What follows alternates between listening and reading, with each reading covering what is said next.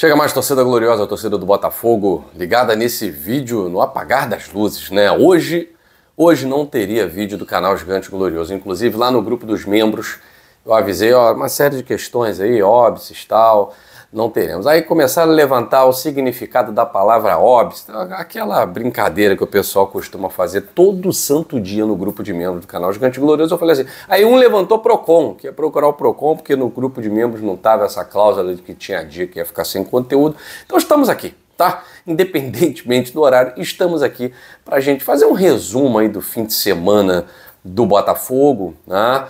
A gente falar aí, sinceramente, cara, o que eu tenho observado, eu não ia nem trazer tantas informações sobre o Botafogo, porque o Botafogo está em preparação, o Renato Paiva está cada vez mais se acostumando com o elenco cada vez mais entendendo um pouco mais das ideias do Renato Paiva. A primeira semana de treinamento, segundo pude apurar, aferir, foi muito positiva, mas também com muitas cobranças, tá? O Botafogo vai se blindar ao máximo nesse um mês de trabalho, tá? Teremos informações? Teremos algumas informações. Todavia, alguns desenhos do que o Renato Paiva vai fazer e tal, talvez a gente veja só em Botafogo e Cruzeiro, né? Porque obviamente vai ter imagens do jogo, imagem dos gols, acredito que a Botafogo TV vai trazer essas imagens. Vai ser um amistoso meio que secreto, né? Na surdina, não tem abertura para público, eu até concordo, né? Porque fica uma pressão, você não consegue desenvolver trabalho, fica lá o cara cornetando e tal, beleza, público ok. Mas nem uma transmissãozinha, confesso que eu me decepcionei um pouquinho, mas ok, se for pro trabalho dar certo, beleza. Pode ficar sem transmitir os 38 jogos, se for para ser campeão, beleza, a gente vai lá ver, não tem problema. Mas em termos de trabalho, tá? O que eu tenho recebido de feedback Guilherme, trabalho muito positivo, jogadores se acostumando com a ideia do treinador, mas muita cobrança, tirando alguns jogadores da posição, da zona de conforto e fazendo com que os jogadores que já estão trabalhando normalmente desde o início da temporada, né, que é que a gente pode chamar de início de temporada, comecem a produzir e confiar novamente no próprio taco, né, e sem contar com a chegada dos novos jogadores que eu acho que vão ajudar muito, beleza? Agora, eu ouvi aí uma série de asneiras, né, e agora tem várias TVs, né, não tem só UOL no YouTube, Jovem Pan no YouTube, vários outros canais que antes eram só na televisão, também tem agora no YouTube, né. Agora também tem a Placar TV no YouTube, e acho bacaníssimo, né, tem amigos meus, colegas meus, gente que eu admiro muito que trabalha lá, inclusive um quarteto lá formado por 2 jornalistas e 2 jornalistas, né, que são muito bons, sabem muito de qualquer outra coisa, só não sabem nada de Botafogo. Né? Tava lá o Paparazzo Rubro-Negro, que também, agora na Placar TV não pode ter esse nome, aí tem o nome dele lá, que a galera meio que não se acostuma, né?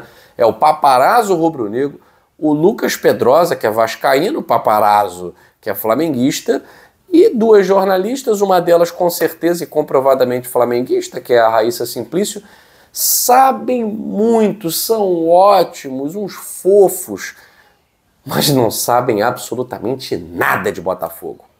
Ah, mas o Pedrosa de vez em quando dá uma bola dentro. Galera, Pedrosa é ótimo, Pedrosa é muito bom, mas não sabe de Botafogo, desculpa Pedrosa, desculpa a bancada, não sabem as razões pelas quais o Botafogo tem um planejamento. Deveriam saber. Alguns não, que são mais fanfarrões.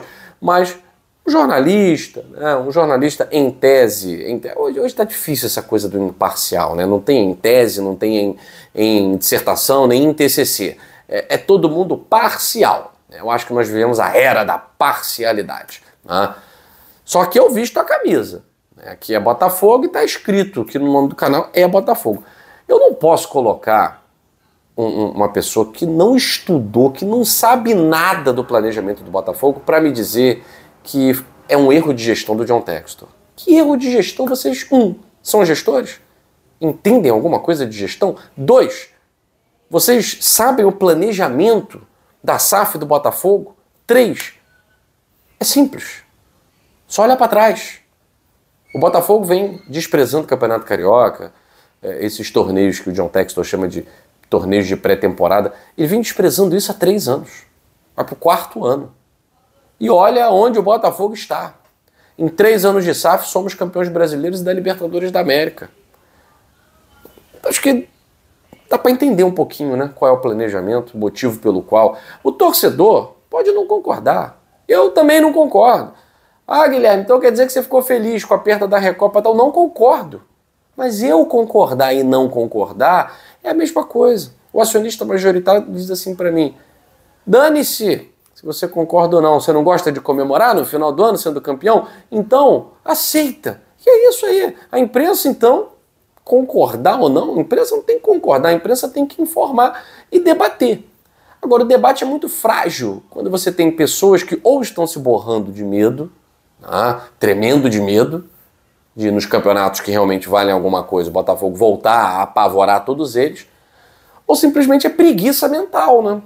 Aquela preguicinha mental que, não vou pesquisar nada não, vamos no mais do mesmo, né? Falar que foi erro de planejamento, né? Falar que o peso da Supercopa é maior, né? Vamos falar esse monte de asneiras aí que tá tudo certo, né? A galera clica, a galera consome e tal. O que eu tenho mais visto é isso, né? Um monte de gente que não sabe nada de Botafogo falar de Botafogo. Acho que é isso que o John Textor quer, né? O John Textor quer mais isso. Porque antes da SAF, ninguém falava, ninguém sabia. Porque vai falar de Botafogo pra quê? Vai falar de Botafogo pra quê? Igual daqui a pouco ninguém vai querer falar de Vasco, cara. Vai falar de Vasco pra quê, cara? Daqui a pouco ninguém vai querer falar mais de Vasco. Então, que falem de Botafogo, porque é interessante, né? Falar de Botafogo é interessante. Afinal de contas, ainda é o time a ser batido, quer queiram ou não, tá? Já vi um movimentozinho, antes que esse estava conversando com meu amigo Vitão, né? Ele postou assim, Guilherme, o Zenit venceu, o Wendel foi expulso, não te dou alguns minutos pra galera começar a postar lá em uma rede social aí, né? Que só dá gênio, né? Que é violento, que foi uma péssima contratação e tal. Que bom que as coisas já ficaram clarividentes, né? Que antes que começasse esse movimento aí, ignóbil, veio às claras a razão da expulsão do Wendel. Né? Foi ofendido, sofreu racismo, não sei, não estudei lá, talvez meu amigo Fred Siqueira Campos, que é especialista em Rússia, possa me dizer se racismo lá é crime inafiançável, mas que bom que o Zenit se manifestou numa nota oficial, que bom que o treinador da equipe adversária falou de um jogador dele que também cometeu esse crime. Então assim, até me admirou a maneira como isso foi tratado imediatamente.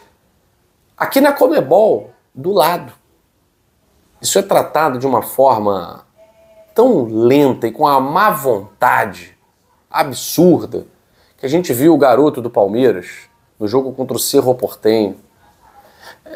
É inadmissível. É inadmissível. Na Rússia eles rapidamente cuidaram do assunto, a Federação Russa se manifesta, tal, e estão tentando agora a anulação da expulsão do Wendel, que eu acho que seria muito justo, né?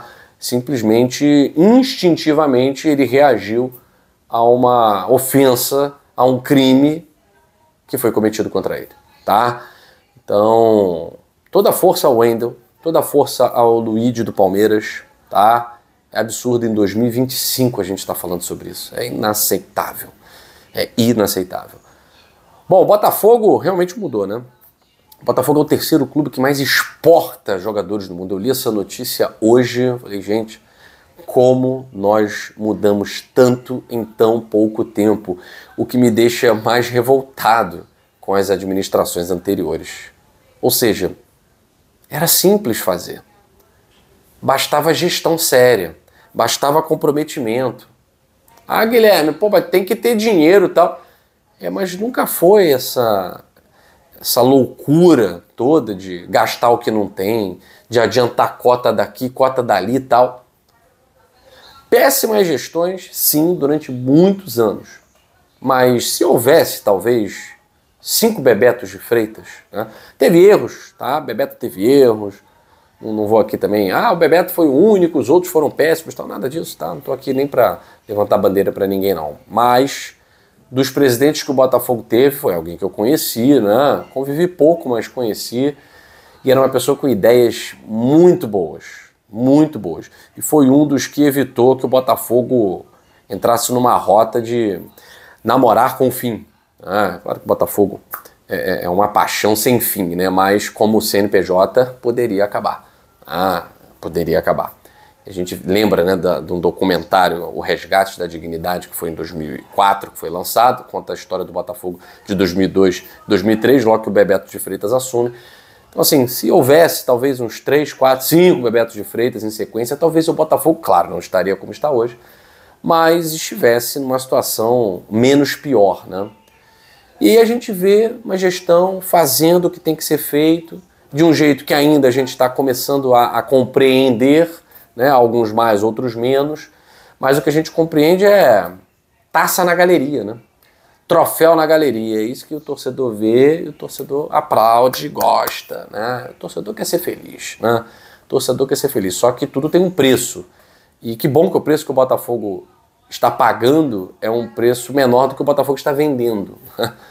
Então hoje o Botafogo é o terceiro clube que exporta jogadores. A marca Botafogo é uma marca hoje carimbada pelo mercado internacional e as pessoas dizem, veio do Botafogo? É o Botafogo SAF, é o Botafogo sério. É bom, o produto é bom.